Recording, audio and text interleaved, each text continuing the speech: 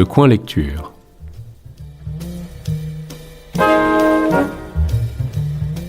Présenté par Emmanuel Dufour.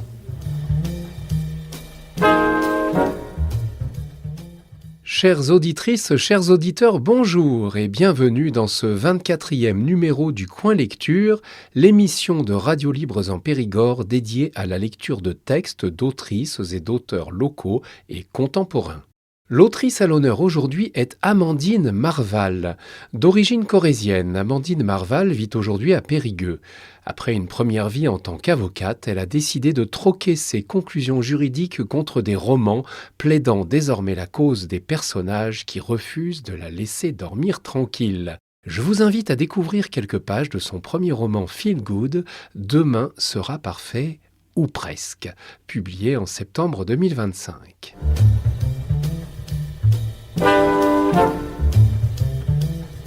Prologue. J+1. Tiens, ma petite, bois. Ça requinquerait un mort, m'intime Papilou en me tendant un mug ébréché au contenu douteux. L'odeur de sa potion mentholée me fait sortir à toute vitesse de ma torpeur et de mon lit. Je sprinte jusqu'aux toilettes pour vider de nouveau mon estomac déjà béant. Mes jambes en coton parviennent tant bien que mal à me ramener sous la couette. Dans la semi-obscurité, et malgré les coups qui martèlent mon crâne, je ne peux que constater l'échec de mon existence. Je fonds en larmes en repensant à cette soirée qui sonne le glas de tous mes espoirs. Qu'est-ce qui m'a pris, bon sang ? L'abattement auquel s'est ajoutée la honte m'a fait perdre pied. Je me rappelle seulement de bribes de la fin de soirée, au moment où j'ai empoigné le micro. Mon ventre se tord tellement l'humiliation m'accable. On dit que la vieillesse est un naufrage. Pour ma part, je suis précurseur, car à 32 ans, ma vie en est déjà un. Pas un petit raté dans un domaine bien précis, non, un fiasco global et complet. On ne peut pas me taxer d'avoir fait les choses à moitié. Pour preuve, ma carrière campe dans une impasse et ma vie amoureuse, quant à elle, stagne au point mort. Une vraie tempête. Pourtant, mon quotidien glissait sur des rails. Qu'ai-je bien pu faire pour que tout parte en vrille aussi rapidement ? Je me roule en boule dans l'espoir de trouver un peu de chaleur dans ce lit vide, mais mon corps est glacé. « Philippine, comment tu te sens ?» me demande Roméo depuis l'embrasure de la porte. Je suis incapable de répondre sans m'effondrer. J'ai envie de rester terré dans mon abri de fortune et de ne plus jamais en sortir.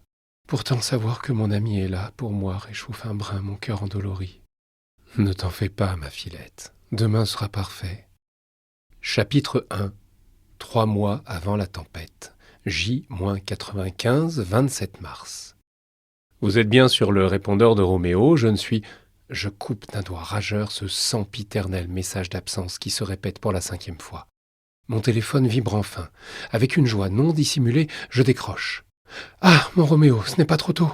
Un bruit sourd, pareil à un borborigme de lendemain de soirée, résonne.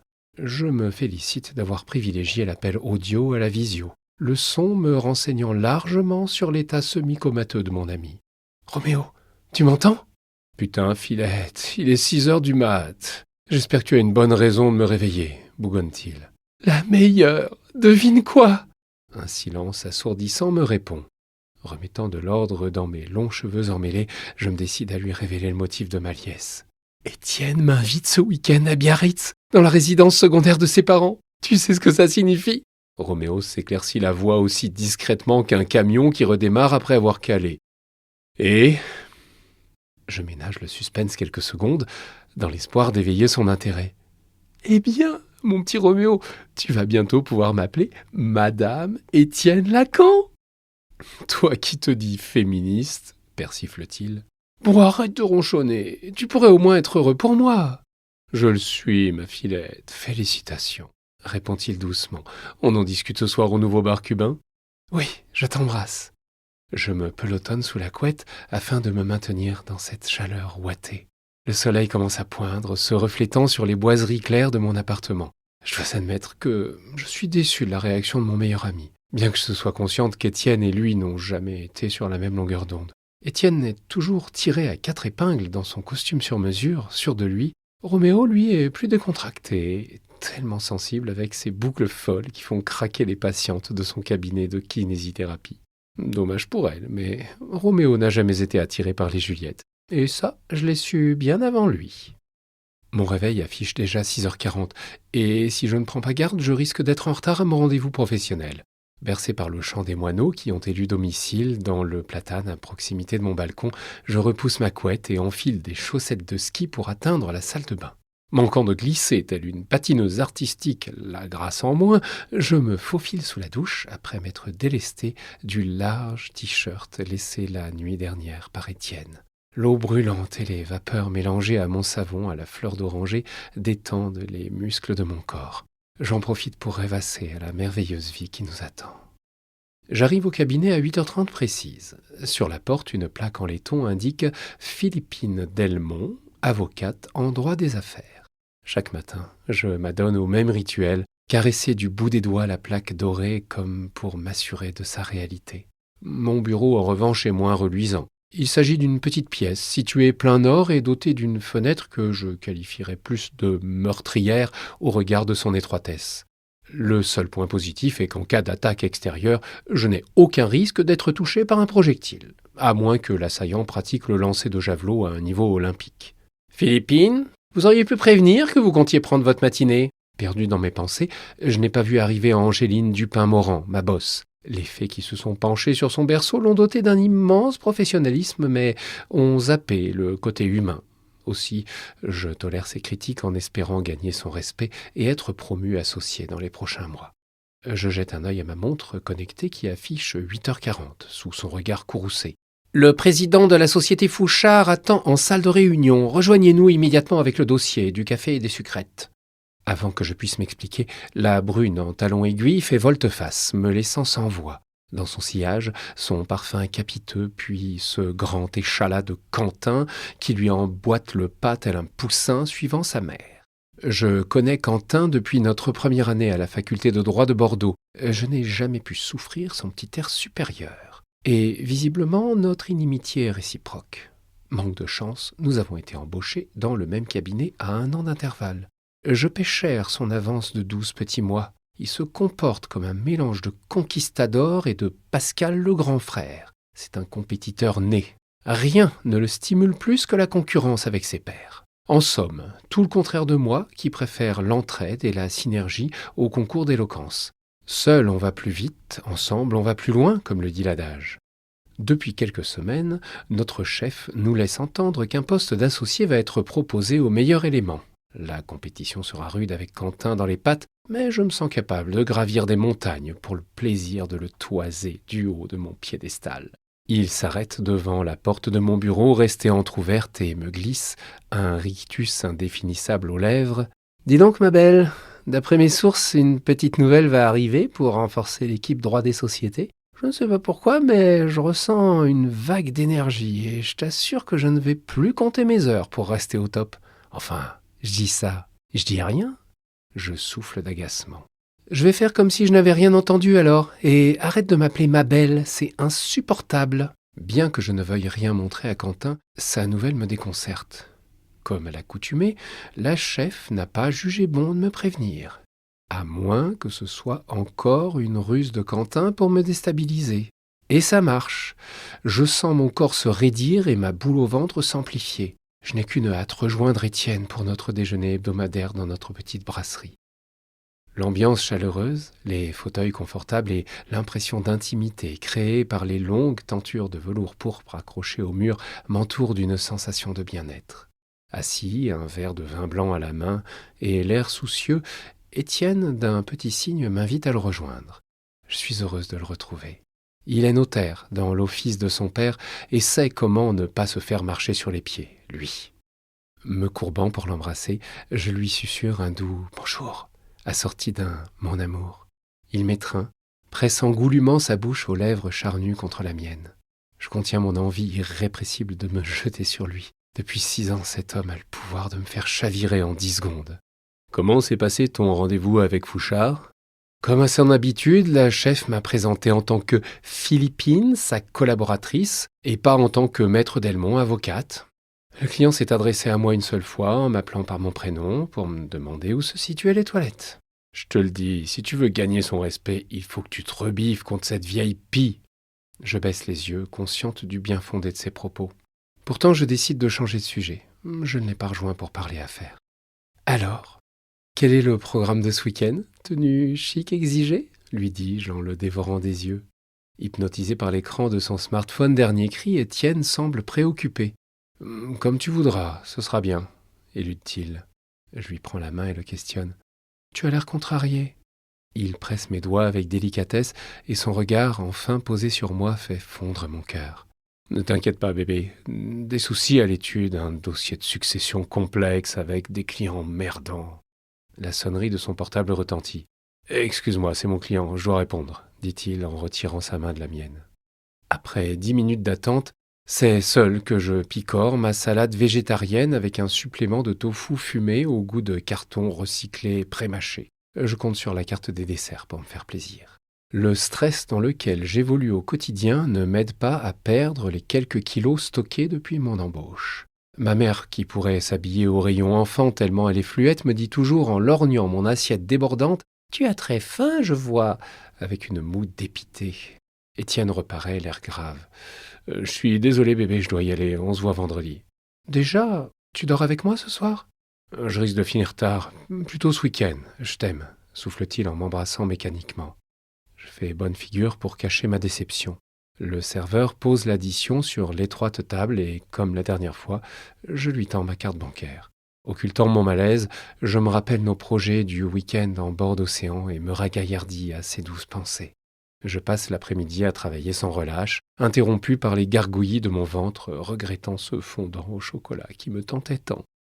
Ce soir, j'attends Roméo dans le nouveau bar cubain du centre-ville. Perché sur un tabouret, je me laisse envoûter par les sonorités latines et les effluves épicés. Je me remémore notre première rencontre, l'année de nos 8 ans, sur les plages d'Arcachon, où ses grands-parents vivaient et où je venais en vacances, dans la résidence secondaire de mes parents. Depuis, nous ne nous sommes plus quittés. Bien sûr, nous nous sommes moins vus pendant certaines périodes de nos vies, mais nous avons toujours gardé un lien indéfectible. Roméo me rejoint, le sourire aux lèvres. « Salut ma filette !» me glisse-t-il en m'embrassant sur la joue. « Sophia ne va pas tarder. »« Alors, comment te sens-tu depuis la demande ?» sourit-il en mimant des guillemets sur demande. Même après un cours particulier, je n'ai pas réussi à lui apprendre comment utiliser ce signe de ponctuation. L'usage qu'il en fait m'amuse toujours autant.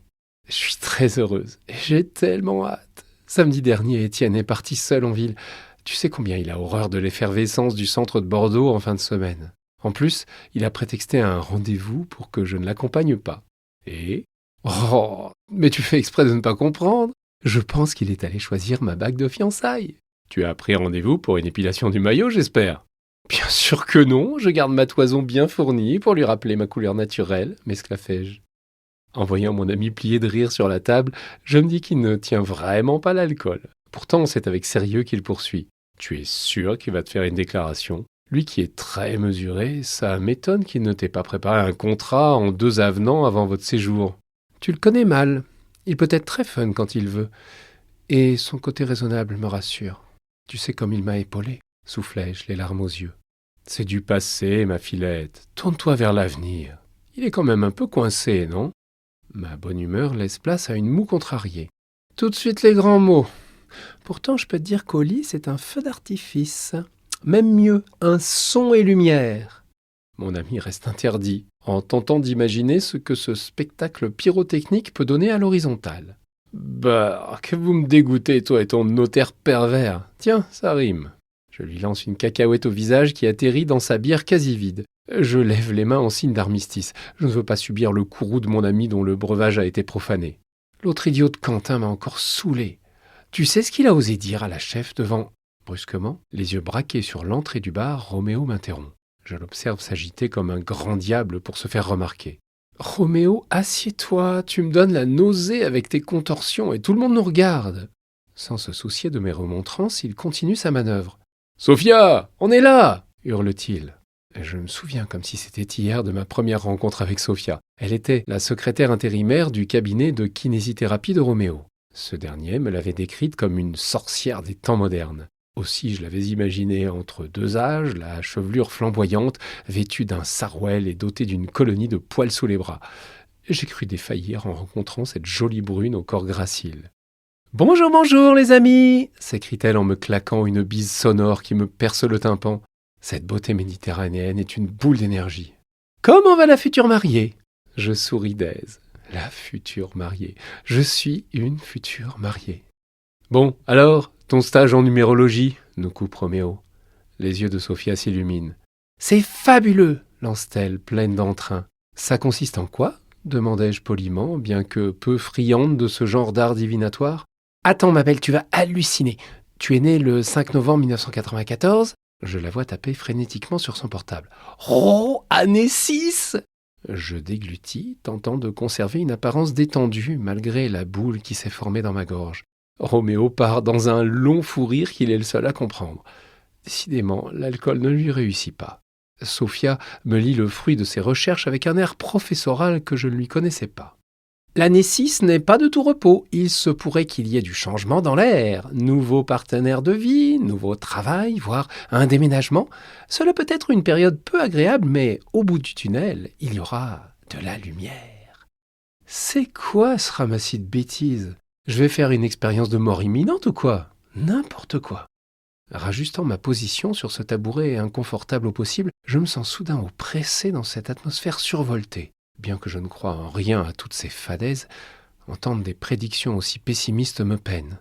Je n'ai plus qu'une seule envie, appeler Étienne et rentrer chez moi. Je fais bonne figure afin de ne pas gâcher l'ambiance joviale. Pourtant, en prétextant un mal de crâne imminent, j'embrasse mes amis avant de regagner mon cocon.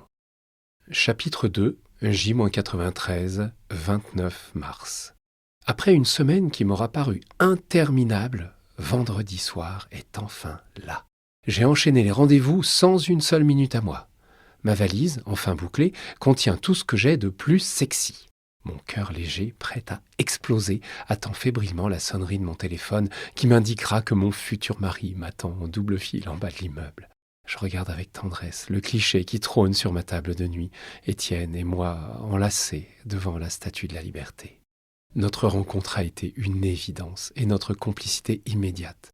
Il m'a rapidement révélé avoir ressenti un véritable coup de foudre au premier regard. Nous étions au gala des anciens étudiants de droit. L'ambiance festive et joyeuse, agrémentée d'un soupçon d'alcool, m'avait entraîné sur la piste de danse.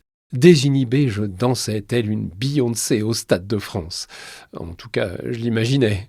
Une vidéo de ladite danse m'a fait comprendre la différence entre réalité et ressenti. Avec mes longs bras qui brassaient l'air, je ressemblais plutôt à une Claudette à deux doigts de heurter un étudiant inconscient qui s'approchait d'un peu trop près. Parmi ces irréductibles imprudents, Étienne a bravé mes gestes saccadés de tectonique démodée et s'est déhanché à mes côtés. À 5 heures du matin, harassés par nos contorsions sur la piste, nous sommes partis main dans la main à la recherche d'un petit déjeuner. Un long baiser est venu clore cette merveilleuse soirée. La sonnerie de mon téléphone portable m'interrompt dans mes souvenirs. Je me lève d'un bond et manque de trébucher sur ma valise posée à mes pieds. En état de panique, je me force à rassembler mes affaires avant de verrouiller ma porte à double tour. J'insiste sur le bouton de l'ascenseur, coincé entre 2 étages, avant de me résoudre à prendre l'escalier. Dévalant les marches qui me séparent d'Étienne, je heurte dans le hall un homme de dos, un fauteuil en velours bleu canard dans les bras. « Excusez-moi, je ne vous avais pas vu. »« Enchanté, je suis nouveau dans l'immeuble. Désolé pour le désagrément, » répond la silhouette d'une voix grave. Pas de temps pour la politesse, je cours vers la sortie. Pam, pam, pam, pam, marche nuptiale en tête, je déboule dans la Mercedes cabriolet d'Étienne, un sourire lumineux aux lèvres. Il m'accueille d'un chaleureux « Grouille-toi bébé, un gros con n'arrête pas de me klaxonner depuis 5 minutes !» Je me tends imperceptiblement mais me raisonne. Étienne a passé une semaine compliquée et doit être épuisé. Je me radoucis, d'autant que j'aperçois un bouquet de 5 roses rouges posés sur la minuscule banquette arrière. Étienne n'a pas pour habitude de me couvrir d'attention et j'en suis d'autant plus touché. Le trajet Bordeaux-Biarritz, pourtant assez rapide en semaine, me paraît infini. Tous les Bordelais ont eu la même idée que nous. Par ailleurs, Étienne n'a pas réussi à recapoter son coupé. Résultat, je suis sourde, présente une tignasse à faire pâlir Tina Turner et j'ai la gorge en feu d'avoir parlé dans ce brouhaha. 3 heures plus tard, nous sillonnons enfin les petites routes jouxtant l'océan qui scintille de 1000 nuances de bleu marine. J'aime tellement cette ville, ses complexes de thalassothérapie, son casino, ses halles si vivantes et la promenade sauvage menant au rocher de la Vierge. Devant la superbe villa cossue à l'architecture si typique héritée de la famille d'Étienne, j'imagine déjà nos enfants, gambader dans le jardin ombragé sous mon regard maternel. Un sourire radieux accompagne ma tentative de me recoiffer avec la paume de ma main. Sans préambule, Étienne me propose d'aller prendre un verre dans le bar d'un magnifique hôtel à proximité du phare. Je pensais qu'on prendrait le temps de s'installer et de se rapprocher un court instant. Il est évident qu'il est pressé de me faire sa demande, et je ne vais pas m'en plaindre. Main dans la main, nous nous dirigeons vers cet endroit que j'apprécie tant et qui me rappelle de bons souvenirs. C'est ici que j'ai rencontré les parents d'Étienne, ici également qu'il m'a dit « je t'aime ». La beauté des lieux me laisse sans voix, comme à chaque fois. Ce vaste hall révèle une verrière au plafond tandis que les murs pourpres accentuent l'ambiance feutrée et fastueuse. Installé sur une confortable banquette en cuir, Étienne, habituellement si sûr de lui, bafouille une coupe de champagne à la main. « Philippine, ma chérie, si je t'ai fait venir ici, c'est pour te parler, ou plus exactement pour te proposer... Je ne sais pas trop par quoi commencer. » Il s'éclaircit la voix et dirige sa main dans la poche avant de son pantalon. Je ne tiens plus en place. J'ai envie de hurler « Oui !» Je suis fébrilement des yeux cette main pleine de promesses, mais contre toute attente, il sort un mouchoir usagé pour s'éponger le front. On repassera pour le côté romantique. Mon attention se fixe à nouveau sur le visage ému de l'homme de ma vie. Il ne me regarde pas dans les yeux, mais fixe mon front. Émotion, quand tu nous tiens. Je sens sa main se liquéfier au contact de la mienne. Je lui souris, l'encourageant à abréger. Je t'ai parlé de la relation qu'entretiennent mes parents. Mon père a toujours été un coureur de jupons invétéré et ma mère a toujours souffert de ses écarts de conduite. Il laisse sa phrase en suspens, submergé par une émotion profonde qui me surprend. Étienne ne m'a jamais caché la relation chaotique de ses parents. Son père trompe sa mère ostensiblement et cette dernière oscille entre dépression et comportement compulsif. J'admire mon homme qui, malgré ce triste exemple, a su rester loyal et fidèle. Pour ma part, je n'ai pas envie de te faire subir ça. C'est très louable de sa part, mais cela demeure une entrée en matière curieuse pour une demande en mariage. Il ajoute, l'air grave, « Philippine, j'aimerais que notre relation évolue. » Bien sûr. Le teint d'Étienne est cramoisi et des gouttes de sueur perlent sur son front. J'aimerais te proposer quelque chose de peu commun. Accepterais-tu qu'on ouvre un peu notre horizon ? Mon sang se glace. Je ne comprends pas la question. Quoi ? La vie, c'est un peu comme les placements financiers. C'est toujours bien de ne pas mettre tous ses œufs dans le même panier pour engranger des bénéfices. Qu'est-ce que tu en penses ? Reprend-il avec plus d'assurance. Ne voyant pas tellement le rapport entre des horizons ouverts, un livret A et des poules, je reste interdite. Philippine, tu es d'accord avec moi ? Ma conseillère financière m'a dit qu'en effet, il fallait diversifier les investissements pour préparer la retraite, bafouillai-je, circonspecte. Pourquoi tu me parles de ça ? Je vois son teint virer au pourpre, signe d'un malaise évident. Excuse-moi bébé, je ne suis pas très clair. En fait, Étienne regarde ses pieds, ce qui n'est pas dans ses habitudes. Après une dizaine de secondes où je retiens ma respiration, il se décide enfin à parler. J'ai peur que tu le prennes mal. Je me sens un peu oppressé dans notre relation. Je constate que tu as beaucoup d'attentes que je ne peux satisfaire pour le moment. Je sens la colère et la panique m'envahir. Je ne comprends pas un traître mot de ton charabia. Qu'est-ce que tu veux, bon sang ? Tu souhaites me quitter et tu ne sais pas comment le dire ? Les personnes attablées se retournent vers nous. Étienne répond doucement. Pas du tout, ma chérie, je t'aime tellement. Ces paroles font l'effet d'un pansement sur mon cœur mis à mal. Étienne poursuit, plus sûr de lui, broyant ma main dans la sienne. Je souhaite sortir avec d'autres personnes. Face à mon expression interrogative, le couperet tombe. Je ne veux plus de relations exclusives. Son air soulagé après sa confession me gifle, et une vague d'émotion déborde, me donnant envie de pleurer. Mes jambes en coton m'empêchent de me lever. Je me pétrifie sur cette banquette en cuir d'un blanc immaculé. L'ambiance chaleureuse s'est muée en atmosphère lugubre. Plus avenant, il se rapproche de moi. « Excuse-moi, Philippine, bébé, je t'aime et je ne veux pas que tu souffres.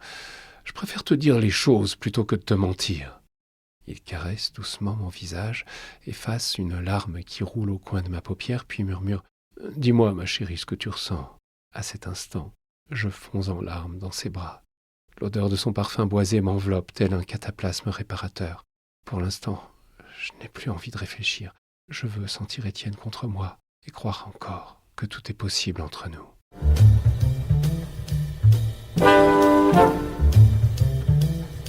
Vous venez d'entendre le début de Demain sera parfait ou presque d'Amandine Marval, disponible sur Internet et prochainement sur commande en librairie. Amandine Marval tient aussi une page Instagram intitulée Zen la lecture, sur laquelle vous retrouverez ses chroniques littéraires et ses actualités. C'est tout pour aujourd'hui. Je vous rappelle que vous pouvez me recommander des autrices et auteurs locaux et contemporains en contactant RLP par mail à l'adresse radiolibresenpérigord@gmail.com ou en laissant un message au 05 53 46 80 24 en précisant le nom de l'émission Le Coin Lecture. Merci de votre écoute et à la prochaine fois.